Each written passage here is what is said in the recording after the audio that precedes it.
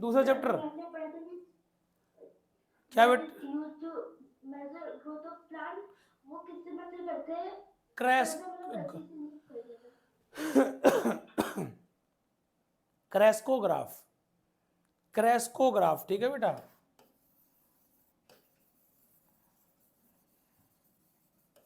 क्रैस्कोग्राफ जेसी Bose sir ने बनाया था, जेसी बोस, ठीक है। किसने? जेसी बोस सर ने, ठीक है ना बेटा, जेसी बोस सर ने। चलिए, icons and symbols of India, मजा आ गया सर, दूसरा चैप्टर आ गया सर रिवीजन के लिए। सर हमें तो कुछ करना ही नहीं पड़ रहा है न्यू ईयर पे। सर 5 दिन बाद आए हैं, लेकिन सर लग रहा है लिटा देंगे आज, हैं? न्यू ईयर पे सारा रिवीजन, ये मजा आ रहा है देख के, है ना। चलो अभी इनके बारे में जानते हैं। ऑफिशियल नेम ऑफ इंडिया कौन बता रहा है? ऑफिशियल नेम ऑफ इंडिया, हाँ स्वराज बताओ। नहीं स्वराज से नहीं पूछेंगे, सौम्य बताओ बेटा। हाँ सौम्य बताओ, सौम्य। ये बच्चियां जो है ना, ये कमजोर पड़ी हुई हैं, ये बता नहीं रही है मुझे, फिर ना अच्छा नहीं लगता। ये सारे लड़के ऐसे ऐसे ही करे जा रहे हैं। Republic of India, Republic of India. और कौन बताएगा? शानवी,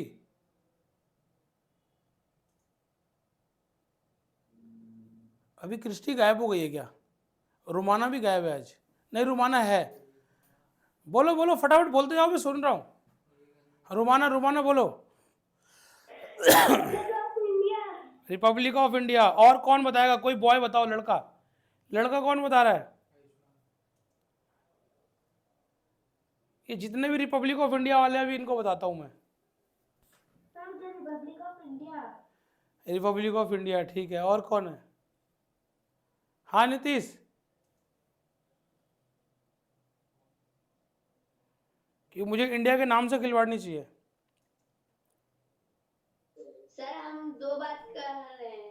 पहला सर जो अभी सर पूछे उसका आवाज सर रिपब्लिक ऑफ इंडिया, और सर जेसी बोस का सर फुल फॉर्म क्या होगा? जेसी बोस, बेटा मेरे को जेसी बोस का फुल फॉर्म देखो ध्यान नहीं आ रहा। जगदीश चंद्र बोस है शायद इनका नाम, वेरी गुड, जगदीश चंद्र बोस है, ठीक है ना बेटा।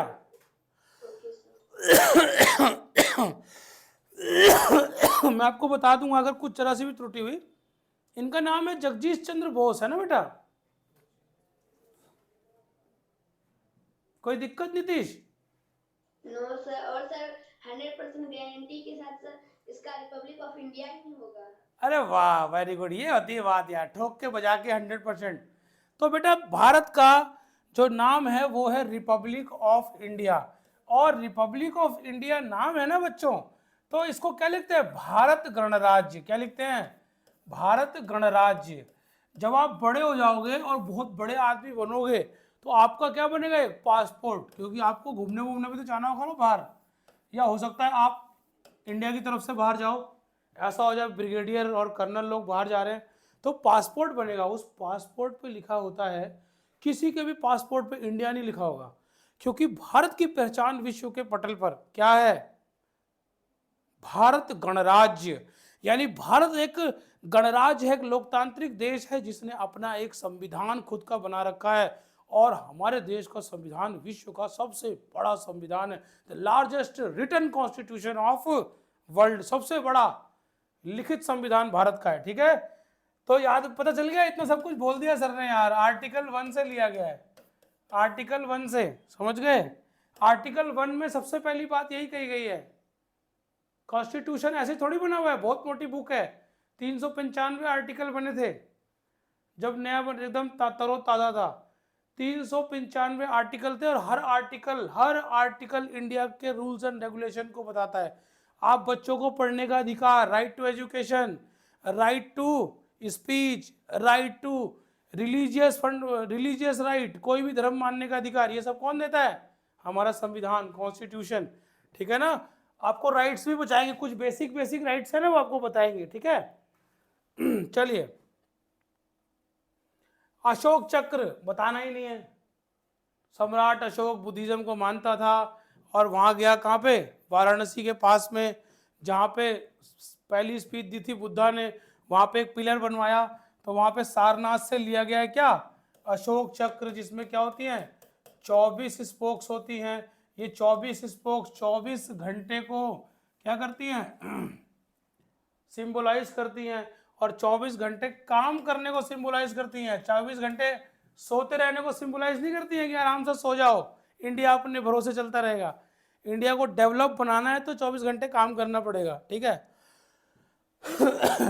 नेशनल फ्लैग, राष्ट्रीय ध्वज, तिरंगा, ठीक है ना। इससे इंपॉर्टेंट क्वेश्चन क्या क्या आएंगे बताया था मैंने आपको सबको, जिसने क्लास नहीं दी। 1921 में किसने, सर पिंगली वेंकैया ने इसको डिजाइन किया था। किसने, पिंगली वेंकैया। 1921, 1907 में सबसे पहले इसको विदेशी धरती में फहराया गया था। कहाँ पे, किसने, मैडम बीकाजी कामा ने। ये सब बताया था मैंने, कहाँ पे, स्टुटगार्ट, बीकाजी कामा, स्टुटगार्ट जर्मनी में 1907। सब बताया था कि नहीं बताया था। इसके तीनों रंगों का सिंबलाइज बताना पड़ेगा क्या, सैफरन स्टैंड्स फॉर। चलो फटाफट एक एक बच्चे को ऑन कर दो, बताएगा सैफरन स्टैंड्स फॉर, जल्दी बताओ।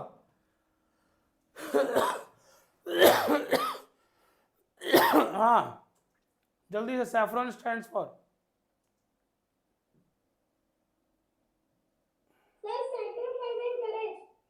क्या,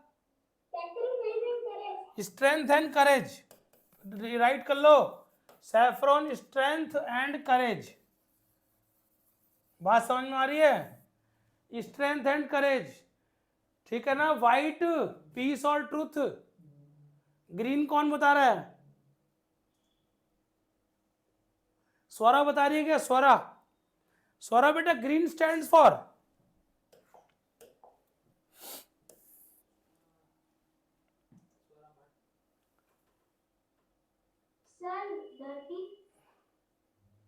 ग्रीन स्टैंड्स फॉर। देखो अभी भी बच्चे कंफ्यूजन में, देखो सैफरन, स्ट्रेंथ, और बेटा ये क्वेश्चन आएंगे और आप गलत कर दोगे। Green stand for growth and fertility, growth and fertility, लिख लो इसको बेटा, मैंने कितनी बार आपको बता दिया है। पीस और ट्रुथ वाइट के लिए, स्वरा, स्वरा अगर अभी तक आप ठीक नहीं थे तो ठीक हो जाओ, कोई दिक्कत नहीं है ना। हम अगर अभी भी इम्प्रूव कर लेंगे तो हम क्वेश्चन अपना गलत नहीं करके आएंगे, क्योंकि ये बहुत छोटी बात है पर बहुत मोटी बात है। एग्जाम में गलत हो जाएगा एक नंबर, वो देगा आपको ग्रीन कलर स्टैंड्स फॉर, आप कुछ भी मार दोगे जो आपके दिमाग में चल रहा है बचपन से। Green colour stands for growth and fertility, white colour stands for truth and peace, ठीक है, सच्चाई और शांति का प्रतीक, सच्चाई और शांति, बात समझ में, दोनों चीजें।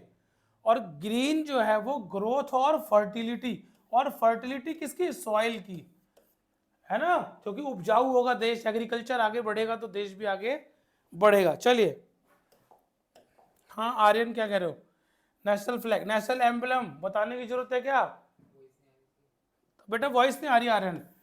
नेशनल एम्बलम ऐसे करके था ना कुछ ऐसे, तीन ठो थे यहाँ पे। नेशनल एम्बलम में कितने लॉयन है, कौन बताएगा, नेशनल एम्बलम के लॉयन के बारे में कौन बता रहा है। मैं लड़कियों से पूछूंगा, पहले लड़कियों से पूछूंगा। क्रिस्टी कहाँ गई, क्रिस्टी लग रहा है गायब है। हाँ रोमाना तुम बताओ, क्रिस्टी आ गई। कितने लॉयन होते हैं बेटा, 4 लॉयन होते हैं, वेरी गुड। नीचे कौन कौन से एनिमल्स होते हैं क्रिस्टी बताएगी। आराम से सोचो, नीचे कौन कौन से एनिमल्स होते हैं। 4 लॉयन होते हैं, सारे बच्चे नोट कर लो, सारनाथ में 4 लॉयन है। नीचे कौन कौन से एनिमल्स होते हैं, हाँ bull, bull stands for hard work, सारे बच्चे लिख लो बुल। एक तो बुल होता है बुल, और हॉर्स होता है, हॉर्स स्पीड को सिंबलाइज करता है, स्पीड को, हाँ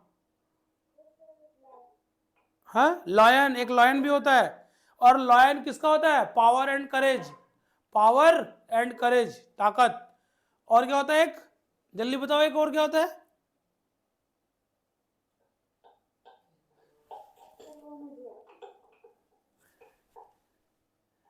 अभी भी नहीं आया? अबे यार मैं बन के दिखाऊंगा तुमको। मेरा तो हाथ ही नहीं जाएगा। एलिफेंट। ठीक है बेटा। नीचे 4 जानवर होते हैं, लॉयन, पावर और करेज। स्वरा ध्यान से सुनना, सारे बच्चे जो लेट आए थे वो ध्यान से सुनेंगे। बेटा मैंने अभी उतना विस्तार से पढ़ाने का समय नहीं है, वरना मैंने पूरा सारनाथ का ये एम्बलम पूरा दिखाया है, और ये बहुत इंपॉर्टेंट है। अच्छे अच्छे पढ़ाकू बच्चे गलत करके आते हैं कि कितने लॉयन है पूछेगा तो 4 लॉयन है। आपसे पूछेगा हाउ मेनी लॉयंस इन सारनाथ, है ना, जो हमारे नेशनल एम्बलम में कितने लॉयन है, नेशनल एम्बलम पूछेगा तो ये तो पता ही है आपको, lion capital of Sarnath. National emblem में लॉयन कितने हैं, तो 4 लॉयन है। 4 लॉयन। अगर नीचे के एनिमल्स के बारे में पूछता है तो इनमें से कौन सा जानवर नहीं है, तो 4 जानवर आप जान के रखो कौन से हैं। एक तो बुल है, एक एलिफेंट है, एक लॉयन है, ऐसे गोलदारे में बने हुए हैं ना उसमें, एक लॉयन है, एक एलिफेंट है, एक बुल है और एक हॉर्स है। ठीक है, हाथी, घोड़ा और बैल, ठीक, और शेर, बब्बर शेर। ठीक है, चलिए नेशनल एम्बलम की कहानी खत्म। नेशनल एम्बलम अशोक ने बनवाया था, पिलर, अशोक का पिलर सारनाथ में, वहां से लिया गया है, lion capital of Sarnath. National motto इसी लॉयन कैपिटल ऑफ सारनाथ के नीचे लिखा होता है, सत्यमेव जयते। और ये सत्यमेव जयते क्वेश्चन आएगा, क्या आएगा? सत्यमेव जयते का क्वेश्चन कौन बताएगा कहां से लिया गया है? सत्यमेव जयते इज टेकन फ्रॉम विच उपनिषद? और मैंने पहला लेटर लिख भी दिया उसका। हाँ आर्यन सिंह यादव बताओ। वेदांत राठौड़ बताओ, नेटवर्क नहीं आता आर्यन का भी। वेदांत राठौड़ कि सत्यमेव जयते इज टेकन फ्रॉम विच उपनिषद, ये क्वेश्चन आएगा आपको। वेदांत राठौड़, लेफ्ट, मेरे लेफ्ट, वेदांत, वेदांत जी, वेदांत बेटा। सत्यमेव जयते को किस उपनिषद से लिया गया है? मुंडको उपनिषद से। लिख लो सारे बच्चे और ध्यान कर लो अच्छे से कि सत्यमेव जयते, सत्य की जीत होगी, सत्य मेव जयते लिया गया है मुंडको उपनिषद से। किससे? मुंडको उपनिषद से। ठीक है, मुंडको उपनिषद से सत्यमेव जयते को लिया गया है। National song Vande Mataram, question लेकिन ये नहीं आएगा। National song Vande Mataram is written by, ये मैं तुमसे पूछूंगा क्या? चलो बताओ, स्वरा बताओ, स्वरा बता रही है, सारे सुनेंगे। स्वरा बताइए, Vande Mataram is written by Swara. Rabindranath Tagore. Vande Mataram, very good, नाम रोशन कर दिया स्वरा तुमने तो। Vande Mataram, I am talking about Vande Mataram, national song, Rabindranath Tagore. हाँ पृथ्वी देख रहा है ऐसे करके, पृथ्वी टेंशन में आ गया है। बोल पृथ्वी, जल्दी बोल, किसने बनाया, लिखा किसने वंदे मातरम? उनका नाम ही बहुत बड़ा है। स्वरा टेंशन में नहीं आना बेटा, सीखना है ना। सर की बात को कभी भी बच्चों को दिल से नहीं लगाना, दिमाग से लगाना है। और दिल से लगाओगे तो मेरा क्या लोगे, मेरा कुछ लोगे क्या? अगर सीख के जाओगे तो 1 नंबर पाओगे, नहीं सीख के जाओगे तो कुछ भी नहीं पाओगे। चलो जल्दी से, यही गलती होती है बच्चों से। बोल भाई पृथ्वी, बड़ा नाम बोल दे भैया, हमें भी थोड़ा पता चल जाएगा। नहीं पता? अबे मेरे बेटे को पता है, KG2 क्लास में है वो, KG2 में, अभी फर्स्ट में भी नहीं है। क्या यार, क्या यार, बेइज्जती करा रहे हो। हाँ सौम्य बता रहा है, सौम्य।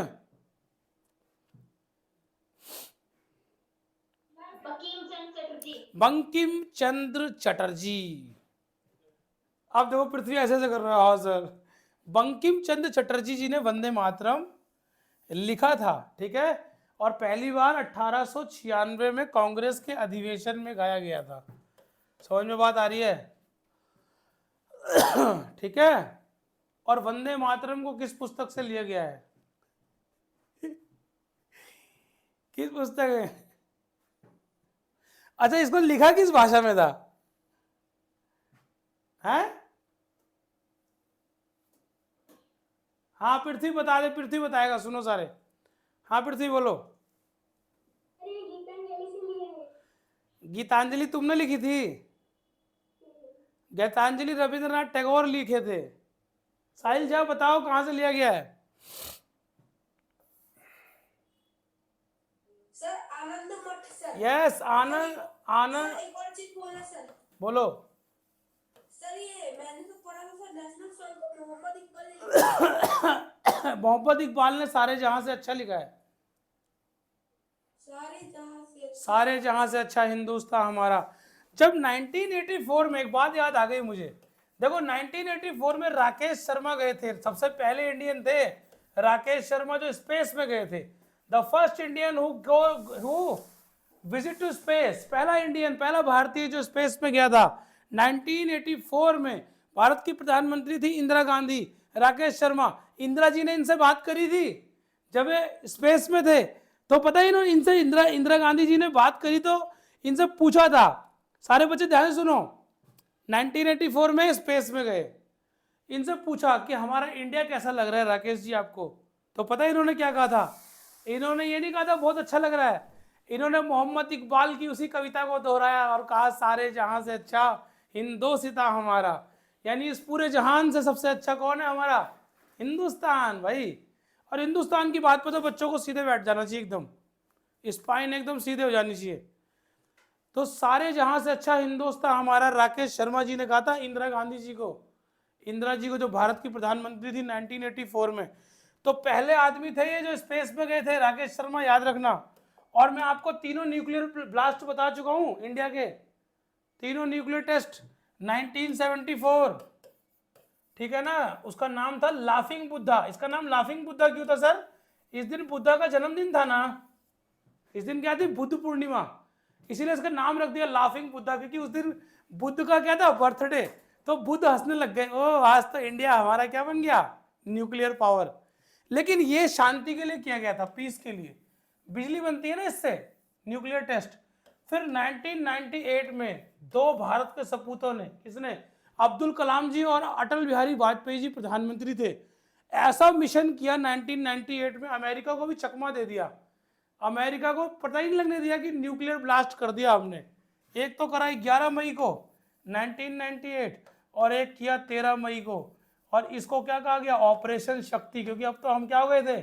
शक्तिशाली।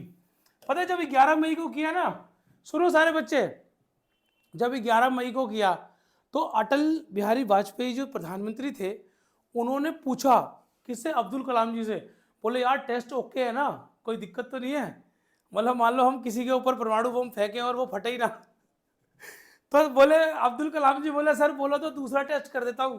तो 13 तारीख को दूसरा कर दिया और उधर अमेरिका मुंह फुला के बैठ गया कि यार इंडिया ने टेस्ट कैसे कर दिए, इंडिया न्यूक्लियर पावर कैसे बन गया? तो इंडिया तुम्हारी गुलामी थोड़ी करेगा, आओ अब भिड़ो, अब तो हमारे पास ब्राह्मोस है। तो ये था बेटा पोखरण 1, ये हुआ था राजस्थान के पोखरण में। पोखरण है ना, थार डेजर्ट में है पोखरण। तो पोखरण फर्स्ट था और ये पोखरण सेकंड किया 11 और 13 मई को ऑपरेशन शक्ति 1974, लाफिंग बुद्धा याद रखना, ठीक है। चलो देश की बात आ गई ना, जब देश की बात आ गई तो फिर सर को क्या जोश आ जाता है। चलो सारे बच्चे, नेशनल सॉन्ग की बात करी थी मैंने, वंदे मातरम, बंकिम चंद्र चटर्जी, आनंद मठ से लिखा गया, संस्कृत में लिखा गया था वंदे मातरम, और आनंद मठ बंगाली में लिखी थी, ठीक है। अब आ रहे हैं हम नेशनल एंथम पे, सॉन्ग से हटके एंथम पे आ रहे हैं। सर जानबूझ के सॉन्ग पे चले गए थे। National anthem Jana Gana Mana was written by Rabindranath Tagore, लिख लो, रविंद्रनाथ टैगोर, जिनका जन्म 1861 में हुआ था। बहुत बड़ी हस्ती रविंद्रनाथ टैगोर। 1913 में इनको गीतांजलि किताब के लिए नोबेल पुरस्कार मिला था, लिटरेचर वाला नोबेल। नोबेल जो कहां से मिलता है?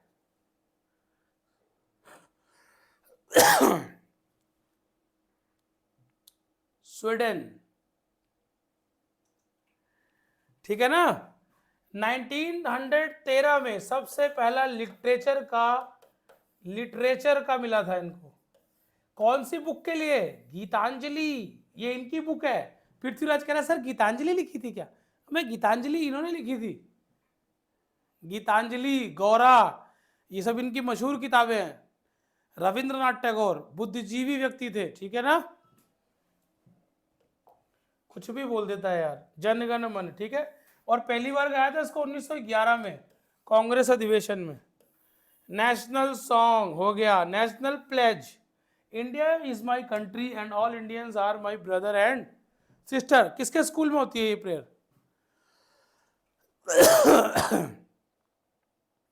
सर म्यूट करो। चलिए कौन बताएगा नेशनल प्लेज? किसके किसके स्कूल में नेशनल प्लेज हो रही है? यार सबके स्कूल में हो रही है। India is my country and all Indians I my brother and sister. यार सब ब्रदर एंड सिस्टर हो जाएंगे तो स्टूडेंट कौन होगा मेरा? चलो ये नेशनल प्लेज बेटा 1965 में आधिकारिक रूप से इसको लिया गया। सबसे पहले तो नोट तो आप कर ही लो। देखो 1965 में नेशनल प्लेज को क्या किया गया? गवर्नमेंट ऑफ इंडिया ने क्या किया? अडॉप्ट कर लिया कि भाई ये हमारा नेशनल प्लेज होगा। और किसी खास दिन ही अडॉप्ट किया जाता है, तो याद रखना 26 जनवरी के दिन अडॉप्ट किया, 26 जनवरी 1965, ठीक है। India is my country and all Indians are my brother and sister 1965 में। लेकिन इसको 1962 में ही लिख दिया था। किसने? कौन बताएगा? अब बताए कोई तो मैं जानूं। India is my country and all Indians are my brother and sister, कौन बताएगा? हाँ नीचे अमन यादव बता रहे हैं। हाँ अमन, हाँ बेटा। India is my country, all love my country. I am proud of citizen. अरे मेरे भाई, अरे सुनो सुनो सुनो मेरे बच्चे सुनो। मैं इसको नहीं पूछ रहा कि तुम इसे पढ़ के बताओ, मैं पूछ रहा इसको लिखा किसने था। क्वेश्चन ये आएगा।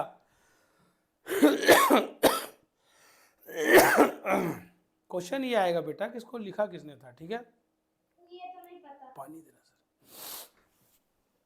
अच्छा तो हम बता देते हैं आपको, इसको लिखा था वेंकटा सुब्बाराव ने। किसने? याद रखना नेशनल प्लेज को लिखा था वेंकटा सुब्बाराव, ठीक है ना। और इनके नाम के आगे पी भी आता है, लेकिन इस पेडीमरी करके ऐसे कुछ है। पेडीमरी साउथ के थे, पेडीमरी वेंकटा सुब्बाराव, ठीक है।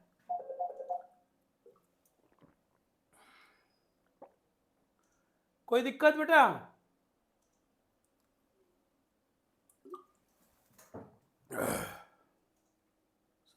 तो इंडियन रुपी तो बताना ही नहीं है, नेशनल करेंसी तो बतानी नहीं है आपको। नेशनल करेंसी इंडियन रुपी, याद रखना इंडियन रुपी। रुपी मत करके आना, पहले सारे ऑप्शन पढ़ लेना। अगर ऑप्शन में रुपी हो, डॉलर हो, पाउंड हो, ठीक है, तो कोई दिक्कत नहीं। रुपी मत करना। रुपी पाकिस्तान में भी चलता है, पाकिस्तानी रुपी, ठीक है ना। इंडियन रुपी याद रखना, इंडियन रुपी यानी भारत का पैसा। चलो आगे चलते हैं। नेशनल एनिमल कौन बच्चा बताएगा? हिमांशु बताओ।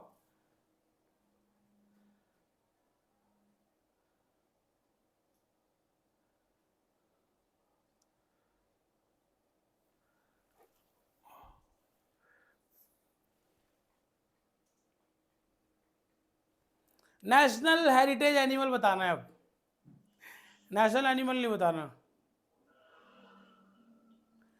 चलिए किसी और बच्चे से बात कर लेते हैं, कौन बताएगा? शानवी बताओ, शानवी का है, शानवी बोलो।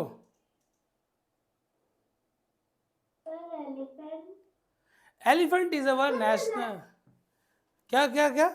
हाँ elephant is national animal, national heritage animal, ठीक है। National heritage animal is elephant, ठीक है। National animal royal Bengal tiger है। और ये बताओ कि नेशनल एनिमल को अडॉप्ट कब किया गया था, ये कौन बताएगा? The royal Bengal tiger is adopted as a national animal in, हाँ बताइए हिमांशु, रॉयल बंगाल टाइगर को नेशनल एनिमल कब अडॉप्ट किया गया था? क्वेश्चन तो ये आएगा सैनिक स्कूल में। ये तो छोटे बच्चे ही बता देंगे royal Bengal tiger is a national animal. Adopt कब किया गया था? कौन बता रहा है? हिमांशु बताइए बेटा। सर नहीं।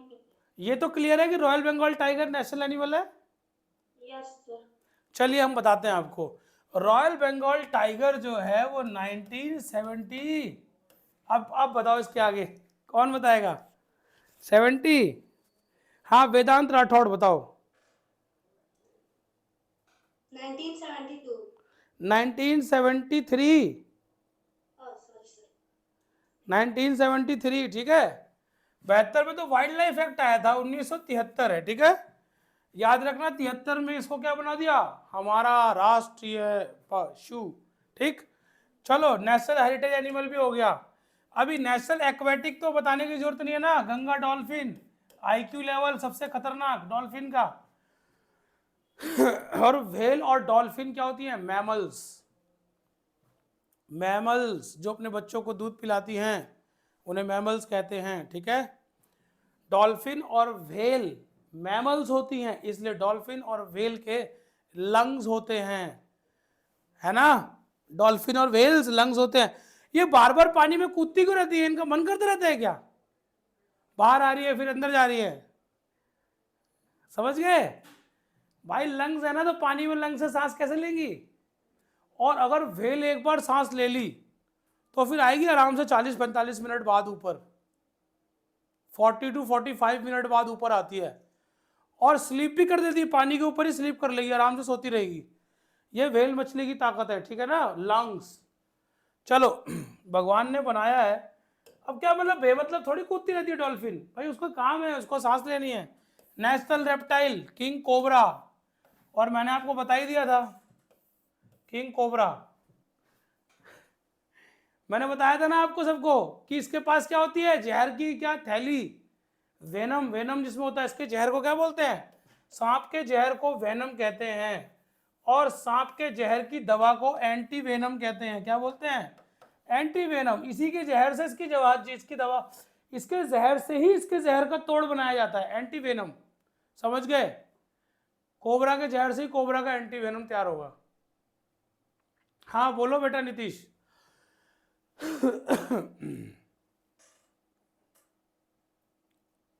नीतीश राज जी।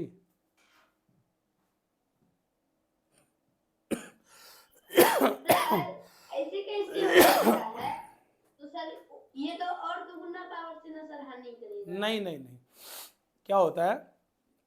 एंटी वेनम जो होता है ना बेटा, देखो किसी भी चीज की जो वैक्सीन होती है ना, सारे बच्चे समझो, वैक्सीन शब्द क्या है? मान लो आपको कोरोना की वैक्सीन बनानी है, तो कोरोना जब आएगा अटैक करेगा, वैक्सीन क्या होती है? सुनना सारे बच्चे, ये क्यों बनाते हैं ऐसे? एंटी वेनम क्या होता है? इसके जहर से इसके जहर की तोड़ बनती है। साइंटिस्ट क्या करते हैं, देखो जैसे कोरोना को, मैंने इस पर रिसर्च तो नहीं करी, लेकिन जितना मैं जानता हूँ उतना बताता हूँ। जैसे वैक्सीन क्या होता है, हम कोरोना के वायरस को डैमेज करके, थोड़ा सा वीक करके या मार के, या तो डेड वायरस होगा वो, या थोड़ा वीक वायरस होगा, वही तो आपकी बॉडी में डाला गया है, वही तो आपकी बॉडी में डालते हैं। तो आपकी बॉडी को ना 1-2 दिन बुखार आता है, जैसे वैक्सीन लगती है 1-2 दिन फीवर आएगा, यानी बॉडी लड़ रही है उस वायरस से। बॉडी लड़ती है तो तैयार हो जाती है आपकी बॉडी में, फिर क्या तैयार हो जाते हैं? उस वायरस से लड़ने वाले एंटीवायरस। आपकी बॉडी पहले से तैयार, जैसे मैं आपको पहले से दौड़ाता रहूं 10 किलोमीटर, अब आप लोग क्या कर रहे हो? ये एग्जाम की तैयारी तो कर रहे हो, आने वाले संकट की तैयारी हो रही है। तो पहले से ही बॉडी को आदत डाली जाती है कि अगर इस तरह का वायरस बॉडी पे आए तो वो वायरस पहले ही समझ जाता है कि यार इसको वैक्सीन लगी हुई है और इसका मैं कुछ ज़्यादा बिगाड़ सकता नहीं हूँ, इसे आदत पड़ गई है, ठीक है ना। और जो इसके जहर होता है ना, जहर, इसके जहर में ही कुछ चेंजेस करके डाला जाता है और उसकी से एंटी वेनम तैयार हो जाता है, ठीक है।